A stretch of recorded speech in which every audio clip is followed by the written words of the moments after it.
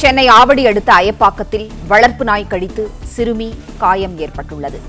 செய்தியாளர் கதிரவன் இணைப்பில் இருக்கிறார். கதிரவன், வணக்கம்.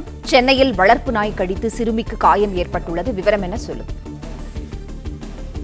ஆவடி அடுத்த அயப்பாக்கம் பகுதியை சேர்ந்தவர்கள் சீனிவாசன், உஷா தம்பதியினர். இவர்களின் மகள் ரக்ஷிதா 11ஆம் வகுப்பு படித்து வருகிறார். இவரை தான் கடந்த 7ஆம் தேதி அன்று விநாயகர் சதுர்த்தி அன்று அவர் ஏற்கனவே குடியிருந்த வீட்டிற்கு பலகாரங்கள் எடுத்து சென்ற போது அந்த பகுதியில் வளர்த்த வளர்ப்பு நாய் ஒன்று கடித்து கொதறி இருக்கிறது. நாய் சிறுமி மீது பாய்ந்து கடிக்கக்கூடிய சிசிடிவி காட்சிகளும் வெளியாகி இருக்கிறது.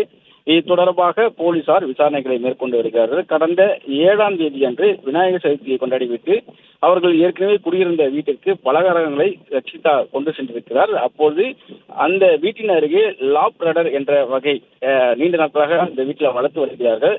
நாய் கட்டப்படாத நிலையில வீட்டின் வெளிப்புறம் அங்கு திருநாய்களுடன் படுத்திருந்திருக்கிறது. திடீரென அந்த நாய் சிறுமி மீது பாய்ந்து கையில் பயங்கரமாக கடித்து கொதறி இருக்கிறது. இதில் அதிர்ச்சியடைந்த சிறுமி அலறிய சத்தம் கேட்டு அக்கம் பக்கத்தினர் வந்து அந்த சிறுமியை மீட்டிருக்கிறார்கள். சிறுமி ரக்ஷிதாவுக்கு கையில் நாய் பல் பலமாக பதிந்து ரத்தம் கெட்டியிருக்கிறது.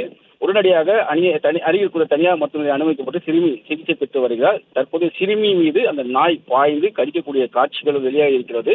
இது தொடர்பாக போலீசார் விசாரணைகளை மேற்கொண்டு வருகிறார்கள்.